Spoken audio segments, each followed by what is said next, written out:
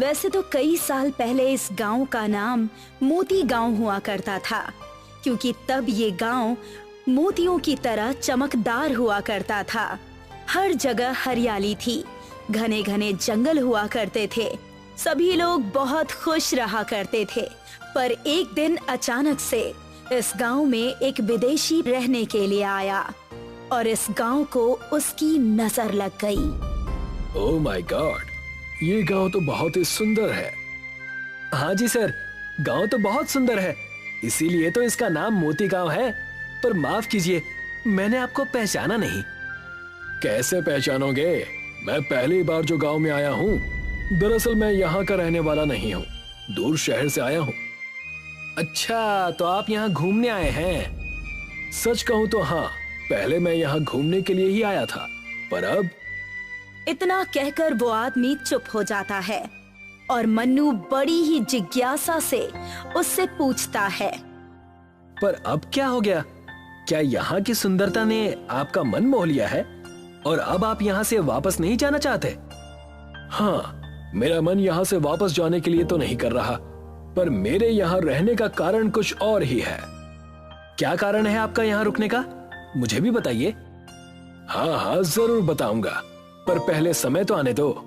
तब तक मैंने जो सोचा है उस प्लान पर थोड़ा काम तो कर लूं।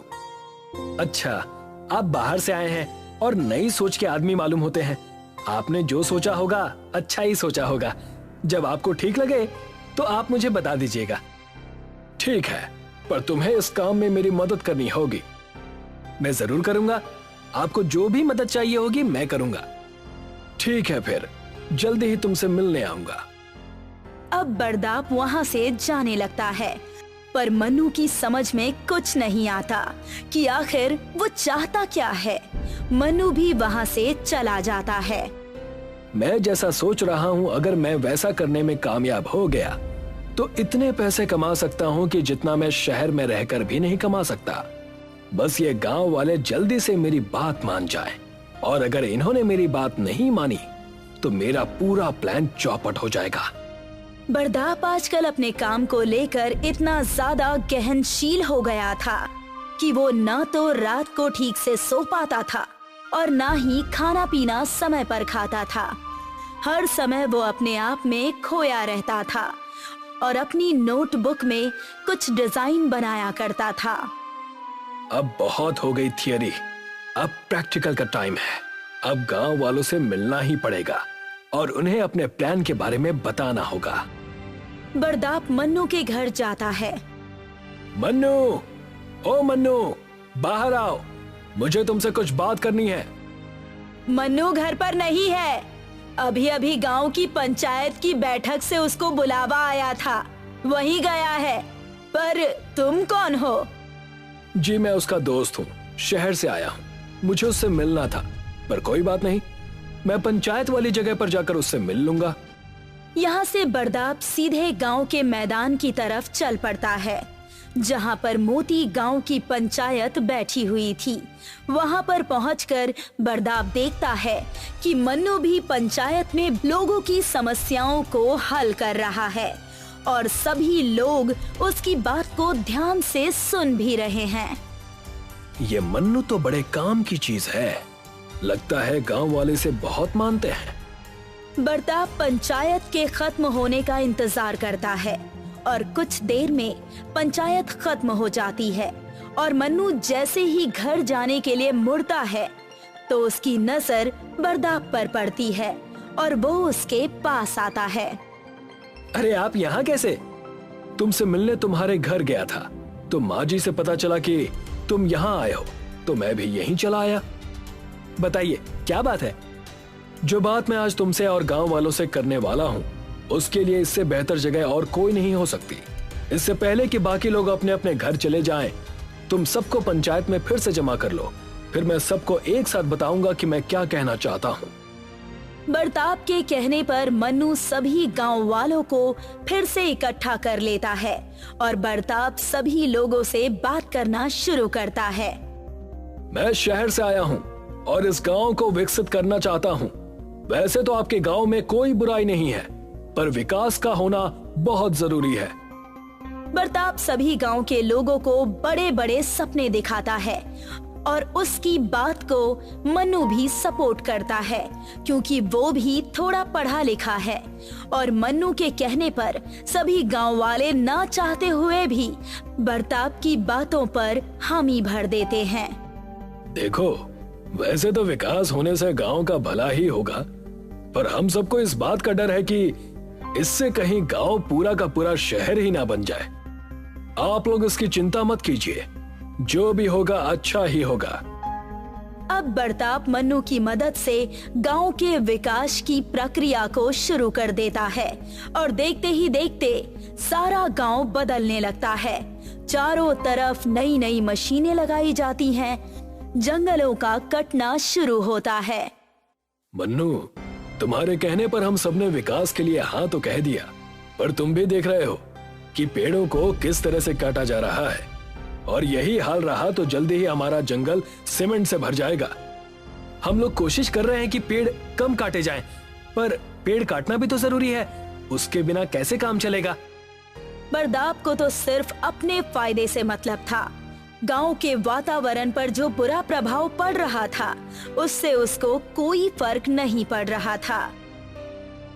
और देखते ही देखते गांव के सारे जंगल खत्म हो गए और पूरा गांव सीमेंट का बन गया, जिससे शुद्ध हवा की कमी होने से गांव वालों को कई तरह की बीमारियां होने लगी। मन्नू, तुम्हारी बातों में आकर हम सब ने अपने गांव का विनाश कर लिया। आज सभी लोगों की हालत बहुत खराब है, अब मुझे ही कुछ करना पड़ेगा। मुखिया गांव की समस्या को लेकर एक तांत्रिक महिला के पास जाता है और वो तांत्रिक मुखिया को इस समस्या का समाधान देती है। तुम लोगों ने पहले खुद कुल्हाड़ी बनाई और उस पर धार लगाकर खुद ही उस पर पैर मार दिया। अब तो तुम्हें भगवान भी इस मुश्किल से नहीं बचा सकते। हाँ, हम लोगों को अपनी गलती का एहसास है, पर अब हम उसको सुधारना चाहते हैं। आप कृपा करके हमें कोई उपाय बताइए। हम सभी गांव वाले आजीवन आपके एहसानमंद रहेंगे।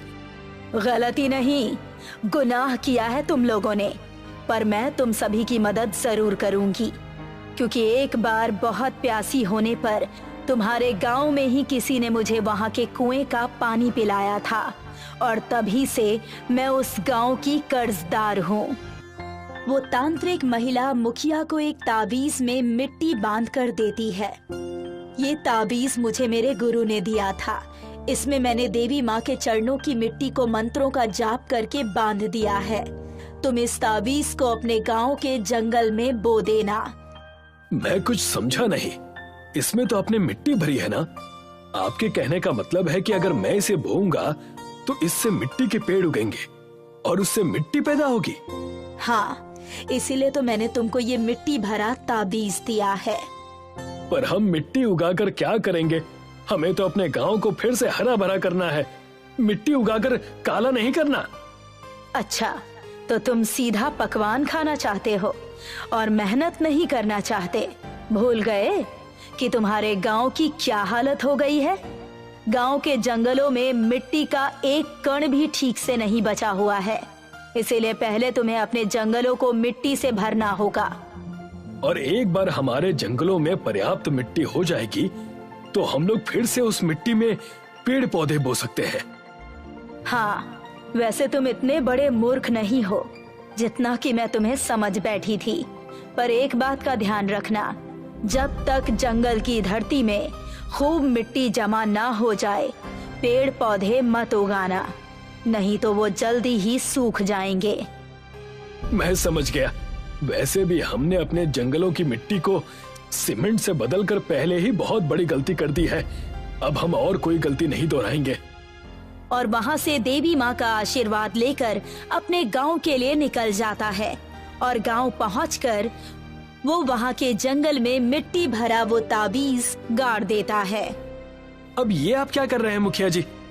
अपनी और तुम सबकी गलती को सुधारने की कोशिश कर रहा हूँ, ये जादुई मिट्टी से भरा हुआ ताबीज बोकर। और जैसे ही मुखिया उसमें पानी डालता जाता है, वहाँ से मिट्टी का पेड़ निकलना शुरू हो जाता है। आप ये क्या कर रहे हैं? मिट्टी के पेड़ बो रहे हैं? हमें तो फल और सब्जियां बोनी चाहिए। बिना मिट्टी के फल सब्जियां क्या इस सीमेंट में बोओगे? पहले हम मिट्टी बोएंगे और उसके बाद फल सब्जियां, समझे? जी हाँ, समझ गया। अब चुपचाप कुएं से पानी लाकर इसमें डालो और मुंह कम चलाओ।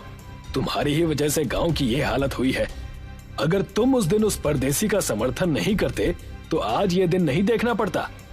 मुझे माफ कर दीजिए मुखिया जी, आज के बाद मैं ऐसी कोई गलती नहीं करूंगा। करोगे भी तब ना जब हम करने देंगे। तुम लोग थोड़ी पढ़ाई लिखाई क्या कर लेते हो, खुद को ही भगवान समझ लेते हो और भगवान की बनाई हुई इस दुनिया को अपने हिसाब से बनाने की कोशिश करने लगते हो। मुखिया जी का बढ़ता हुआ गुस्सा देखकर मन्नू चुपचाप वहाँ से चला जाता है और गांव के कुएं से पानी भरकर इस जादुई मिट्टी के पेड़ में डालने लगता है। जैसे जैसे उस पेड़ में पानी गिरता जाता है वैसे वैसे वो पेड़ बड़ा होता जाता है। गलती हम सब से हुई है, इसीलिए हम सब इसे मिलकर झेलेंगे। वो मिट्टी का पेड़ बढ़ता जाता है और उससे मिट्टी के फल और बीज बनते हैं। साथ ही उस पर पत्ते भी मिट्टी के ही लगते हैं। भला हो उस तांत्रिक का जिसने हमारे गांव को बचाने में मदद की है, नहीं तो हम लोगों को ये गांव छोड़कर कहीं और जाना पड़ता। अब गांव के जंगल में पर्याप्त मिट्टी जमा हो जाती है। अब हमें पेड़ पौधे लगाने चाहिए क्योंकि बरसात भी शुरू होने वाली है। सभी लोग अब उस जादुई मिट्टी के जंगल में फलों और सब्जियों के बीज बोते हैं और देखते ही देखते सभी बीज उगकर पेड़ पौधों में बदल जाते हैं। हमको तो फल और सब्जियों के साथ साथ घास और बाकी छायादार पेड़ भी उगाने चाहिए, क्योंकि बहुत समय से हमारे जानवरों ने हरा चारा भी नहीं खाया है। वो बेचारे बहुत दुबले पतले हो गए हैं। हाँ हाँ, क्यों नहीं। हमें अपने साथ साथ अपने जानवरों का भी ध्यान रखना चाहिए। वैसे भी हमारी गलतियों की सजा वो बेचारे बेजुबान जानवर क्यों भुगते। इस जादुई मिट्टी के जंगल में हरी घास वाले पौधे भी बहुत जल्दी बढ़ जाते हैं। ये देखकर सभी गांव वाले खुश हो जाते हैं, क्योंकि वही चहक फिर से होने लगती है जो कि आज से कुछ साल पहले तक इस जंगल में हुआ करती थी। और अब सभी लोग अपने अपने घरों की तरफ चल देते हैं और जंगल में लगाए हुए पेड़ों से फिर से गांव हरा भरा हो जाता है। साथ ही उस जादुई मिट्टी के पेड़ से अब लोग मिट्टी लेकर अपने अपने बगीचों में डालते हैं ताकि उनके बगीचों में भी खूब सब्जियां उगे। अब मुझे एहसास हो गया है कि प्रकृति से छेड़छाड़ करना, ऐसा करना हमारे खुद के लिए ही नुकसानदायक है। हाँ, और यही बात हम अपने बच्चों को भी सिखाएंगे कि पढ़ना लिखना अच्छी बात है और उस पढ़ाई का प्रयोग प्रकृति के विकास के लिए करना चाहिए, ना कि उसके विनाश के लिए। मोती गांव फिर से एक मोती की तरह चमकने लगता है और सभी लोग सुखी सुखी अपना जीवन बिताने लगते हैं। ये कहानी उस समय की है जब सतना गांव में एक महान पंडित रहा करते थे, जिनका नाम था बद्री नारायण। गांव के सबसे बड़े जानकार और समझदार इंसान वही थे। वैसे तो दिन भर वो एक बड़े बरगद के पेड़ के नीचे तपस्या करते रहते और सांझ होते ही अपने घर चले जाते। वो तपस्या में इतने लीन होते कि उन्हें कुछ आगे पीछे का दिखाई भी नहीं देता। लोगों का मानना था कि वो एक मायावी पंडित हैं। गांव पिछड़ा और पुराने ख्यालातों का होने की वजह से गांव में बिजली भी नहीं थी। लोग हमेशा छोटी छोटी चीजों से परेशान रहते। वो देखो, बद्री नारायण पंडित जा रहे हैं। सुना है इनके गांव में अब बिजली नहीं है। बिजली की कटौती और पानी की समस्या इतनी ज्यादा है कि गांव में अनाज भी नहीं है। तो इनका गुजारा कैसे होता है? उसके पीछे क्या वजह है? और लोग फिर भी उस गांव की एकता को तोड़ क्यों नहीं पाते? अरे अंग्रेज नहीं तोड़ पाए तो हम किस खेत की मूली हैं? बद्री नारायण उनकी बातों को अनदेखा करके बिजली विभाग के कर्मचारियों के पास पहुँचे।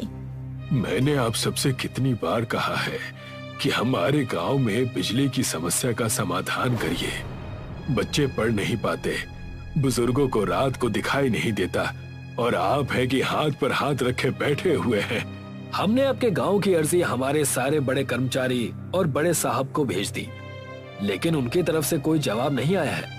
ये हम कई सदियों से सुनते आ रहे हैं, और अगर ऐसा है तो आप एक काम करिए, आप कुछ मत करिए, हम अपना प्रबंध खुद कर लेंगे। इतना कहकर बद्री नारायण पंडित वहाँ से चले गए।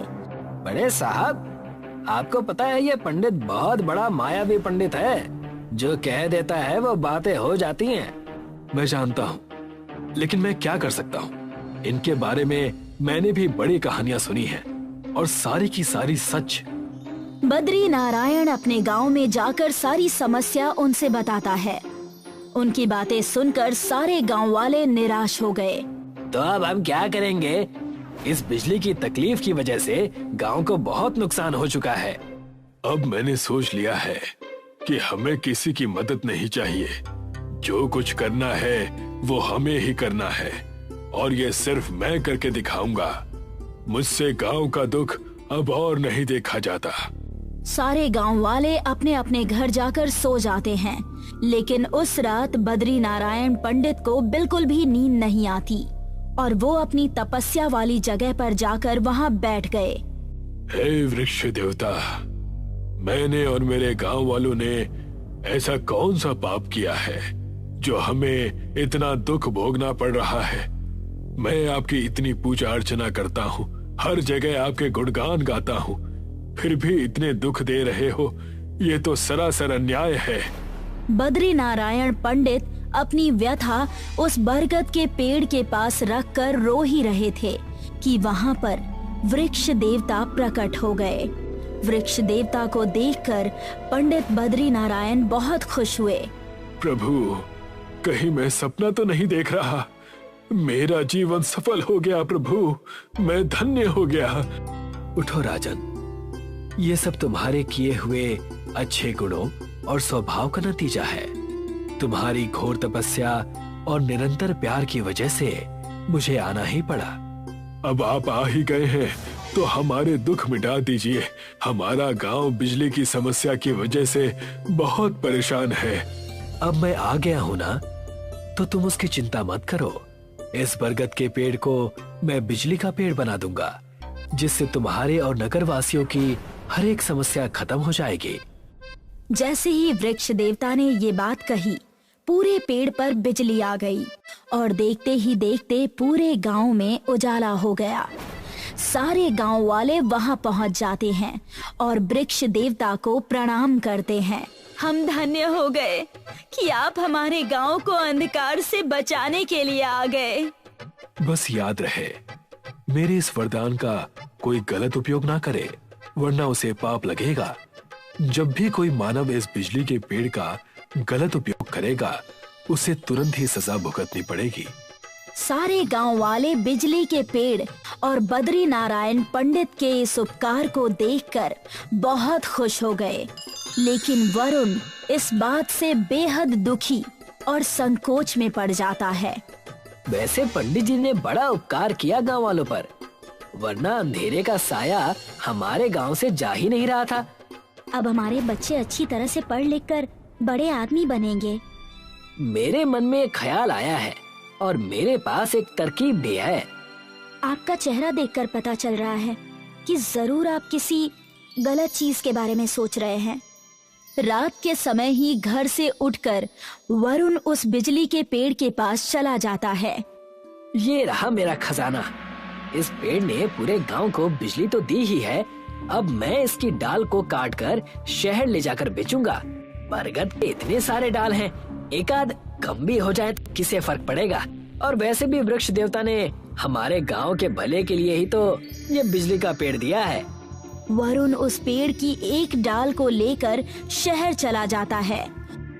ये खरीदोगे भाई साहब? ये क्या चीज लाए हो? ये बिजली की डाल है। इसे छूने से करंट नहीं लगता और ये बिना चार्ज के सदियों तक जलते रहेगा। तुम्हें खरीदना है तो बताओ, वरना मैं किसी और दुकान पर जाता हूँ। अगर ऐसी बात है तो बताओ कि ये बिजली की डाल कितने में बेचोगे? ये बहुत महंगी है और शहर में इसकी जरूरत पड़ सकती है। इस एक डाल से बिजली का बिल बच जाएगा और कोई खर्चा भी नहीं होगा। इसकी कीमत है 20,000 रुपए। ठीक है, सौदा मंजूर है, लेकिन इसे तुम और कहीं नहीं बेचोगे।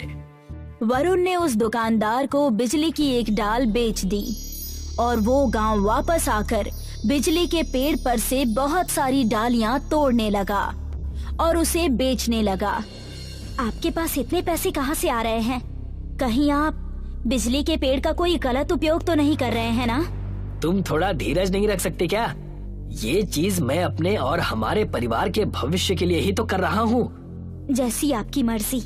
वरुण की पत्नी को वरुण पर शक हो जाता है और वो अपने पति की रक्षा करने के लिए बद्रीनाथ पंडित के पास चली जाती है। पंडित जी, मैं आपसे कुछ जरूरी बात करने आई हूँ। मुझे ऐसा लगता है कि ये बिजली के पेड़ का कोई दुरुपयोग कर रहे हैं। वृक्ष देवता की बात का उल्लंघन करने की सजा वरुण को जरूर मिलेगी। बद्री नारायण और वरुण की पत्नी पूरे गांव वालों को बुलाकर उस बिजली के पेड़ के पास चले जाते हैं। बिजली के पेड़ के कई सारे डाल टूटे हुए देखकर सब चौंक जाते हैं। ये कैसे हो सकता है? बिजली के पेड़ पर डाल कैसे कम हो गया? ये असंभव है। मुझे तो सब बराबर ही लग रहा है। ये अभी पता चल जाएगा।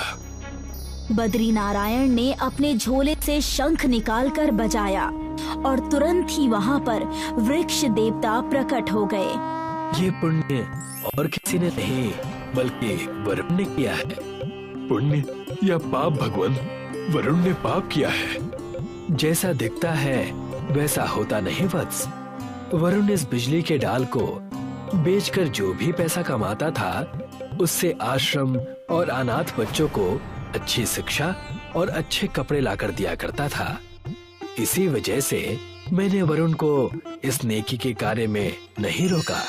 मुझे क्षमा करना महाराज, मैंने इस कार्य को सबसे छुपाया क्योंकि मैं जानता था मुझे कोई समझ नहीं पाएगा। माफी तो हमें तुमसे मांगनी चाहिए। हमारे मन के कपट की वजह से तुम परेशान हो गए। वरुण के इस अच्छे बर्ताव के कारण सबने वरुण की खूब तारीफें की। बद्री नारायण और वरुण का परिवार सुखी सुखी सतना गांव में रहने लगा।